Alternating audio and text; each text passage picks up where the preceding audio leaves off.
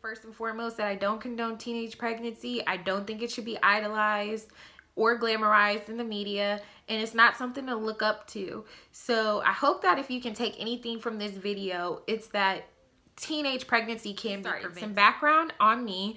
My mom had me when she was 17 years old, turning 18, so she was a single mom, and she ended up having my brother about 6 years later, and I remember always having to be responsible for my younger brother. Being the older sibling, that's kind of what you get dealt with from the beginning. So when my mom would be at work, I was responsible for making sure that we were fed and bathed and did our homework and ready for school in the morning, because she was working a lot. And I just want to say that me and my mom have a really good relationship now, despite anything that may come out in this video. This was almost 10 years ago, so I just want to clear that up right now. So yeah, on a very rare occasion that my mom actually let me go out, I went to a fair with some girls that I had met at school, and I wanted to be their friends because at the end of the night, one of the girls I was with decided to talk to a group of guys, and one of the guys from the group actually came over and started talking to me. And upon him talking to me, I was like, okay, I don't know why you're approaching me, because I really wasn't attracted to him in the beginning. But he was older, he did have a car, and he did have a job at the time. So that instantly made me be like, okay, maybe I should give him a chance and not judge him off of looks, period. So yeah, so he was a very smooth talker. You know, we talked and communicated via text and phone about a month or so, I believe, before he came and picked me up for a date. So on that date, we ended up having sexual intercourse unprotected, and that's what happens. You end up having pregnancy. But he came to see me 3 times the week I was ovulating. So it was destined for me to get pregnant almost. But yeah, that situation happened. It was the first time I had ever had unprotected sex.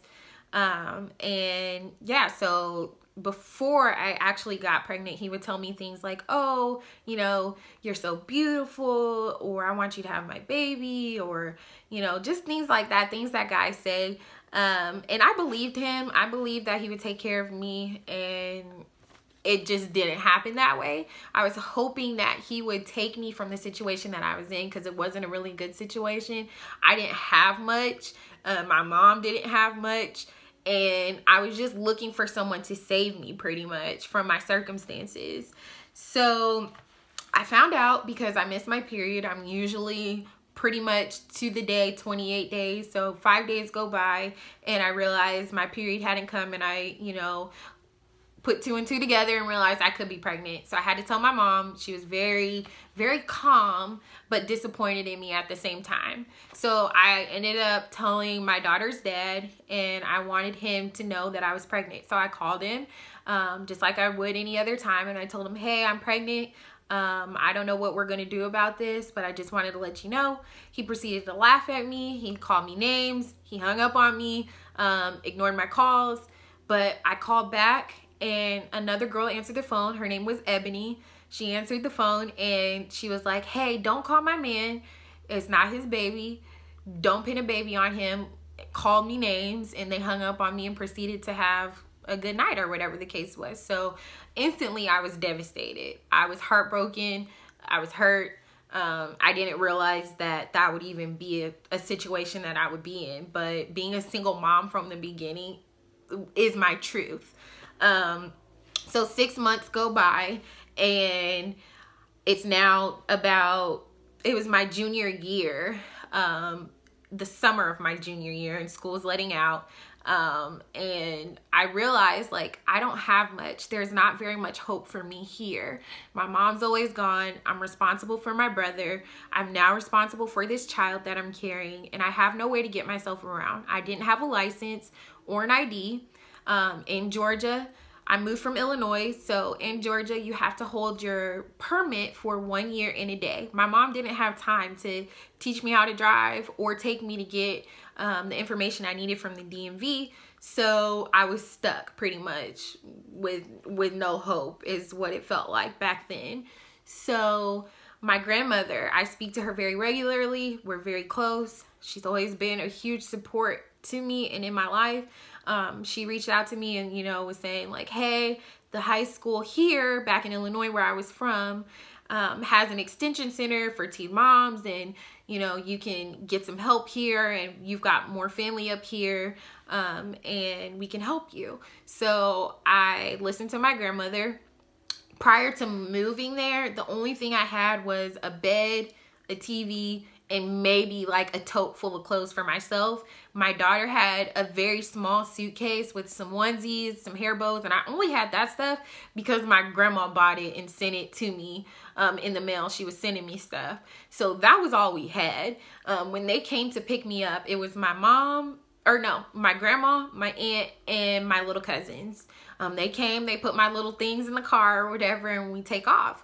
And in the car, I realized like I just made a huge adult situation at age 16.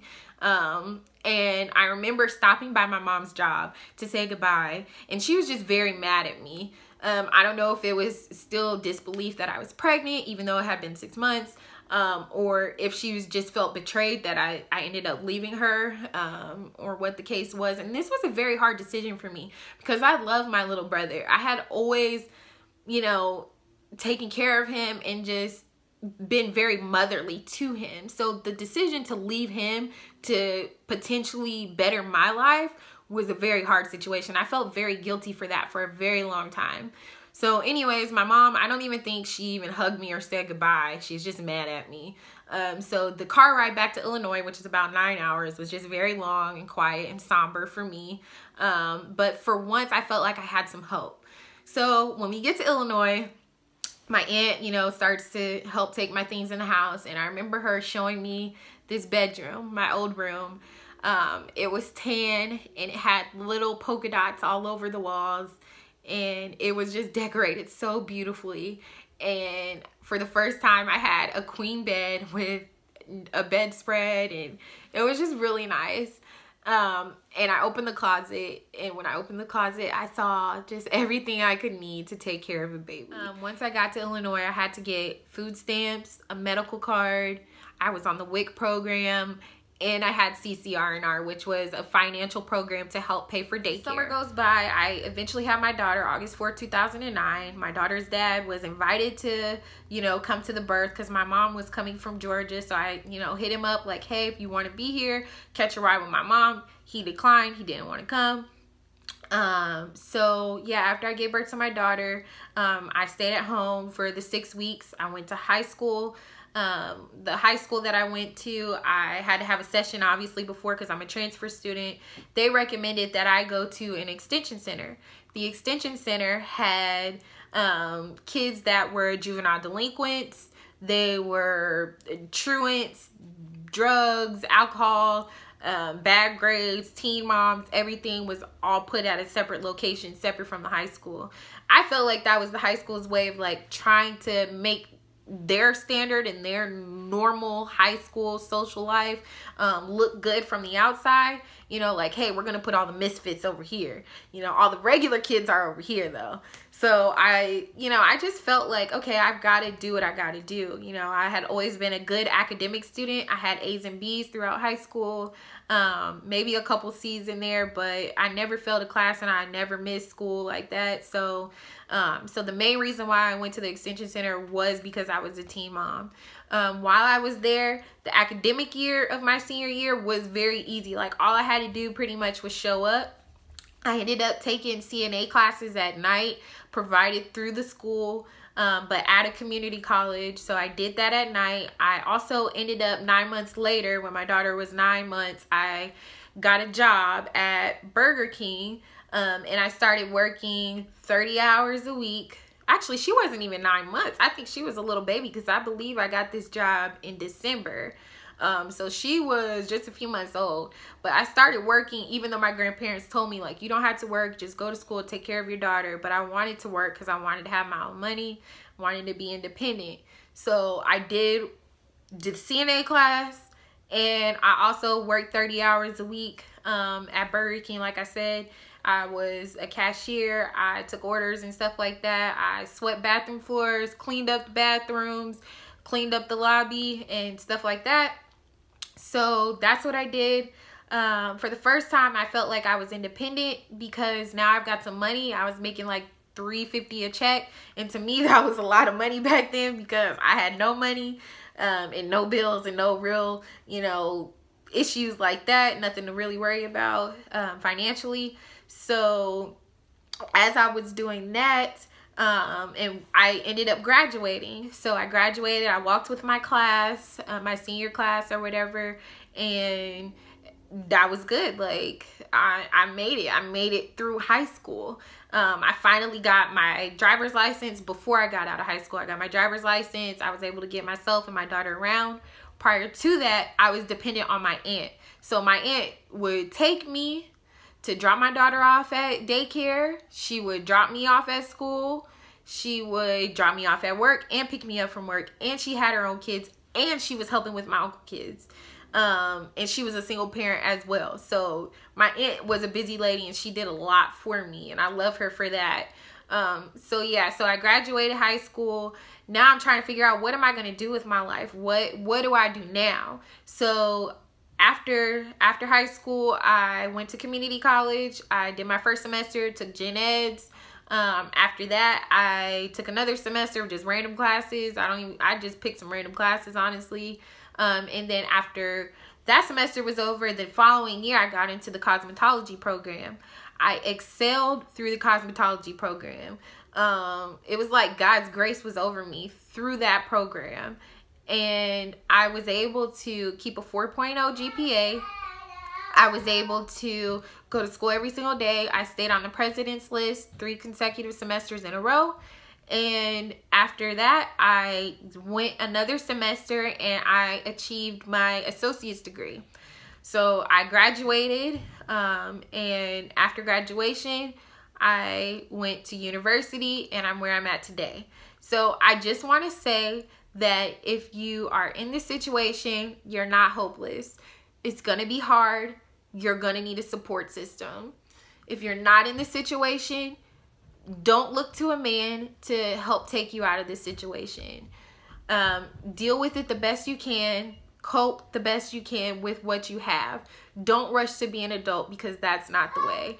This is a real life situation, and it's very, very hard, and it's going to make you have to grow up quicker than you really need to. So just enjoy being a kid while you can. Enjoy high school and all those things. So I just want to thank y'all for watching this video. If you feel like you got something from it, hit that like button and subscribe, please. I can bring more story time for y'all. The story didn't end there. There's more stuff that I could talk about, more life experiences that I could talk about. I'm sorry if y'all hear my kids in the background. But yeah, so I have more to offer. I'm a licensed cosmetologist. I'm a mother. I'm a Christian. I'm a wife now. So if y'all want to hear more, and if you like these just real, raw, uncut story times, then go ahead and drop me a comment and let me know what I should do next. And I just want to thank y'all for watching. Catch you next time.